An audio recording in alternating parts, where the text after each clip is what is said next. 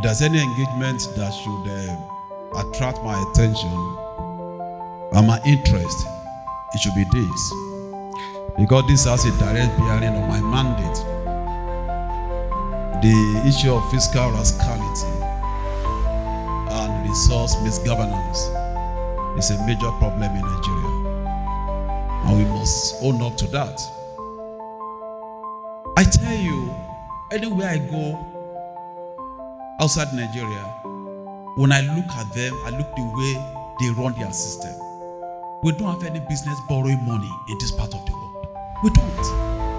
Countries that only live on tax. Countries that only live on tax. But because their revenue is well managed, transparently and accountably, they survive. They survive. Everywhere you turn to in Nigeria is natural resources. Everywhere we turn to. Everywhere.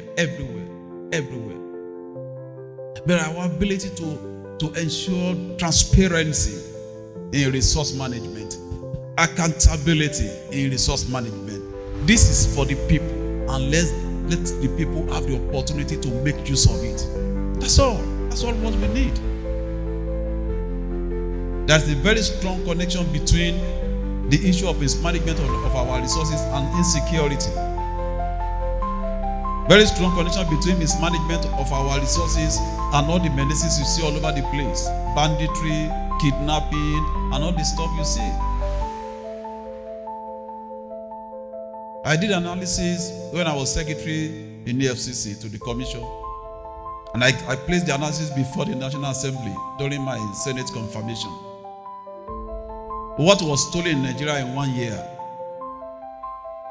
That 90% of it ended abroad. I give an analysis of how many hospitals that they can build, millions of students that we can train from primary to the tertiary level, and so on and so forth. And so, if we're able to in 1 year manage our resources prudentially, particularly in the area of capital budget, if you can do, let's assume, if you can be resolute and do 60% of the execution of our capital budget in Nigeria in between 2025 and 2026, we'll be fine. We have infrastructure to empower medium and small scale industries. That's what we need.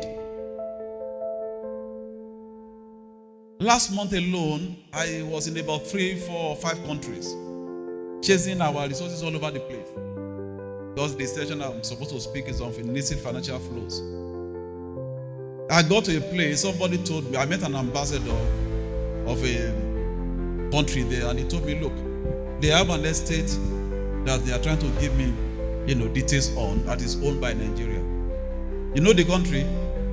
Iceland. I say, Iceland again. Of all places again? We're talking of America, we are talking of Europe, we are talking of Turkey, we are talking of Iceland. I'm not sure there is any country under this heaven that doesn't have Nigerian resources, where people have stolen our money and assets. Now we're in this era of cryptocurrency again.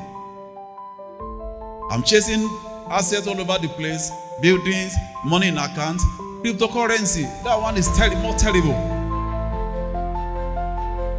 You know my position, sir, over this illicit financial flow. Let us block our leakages.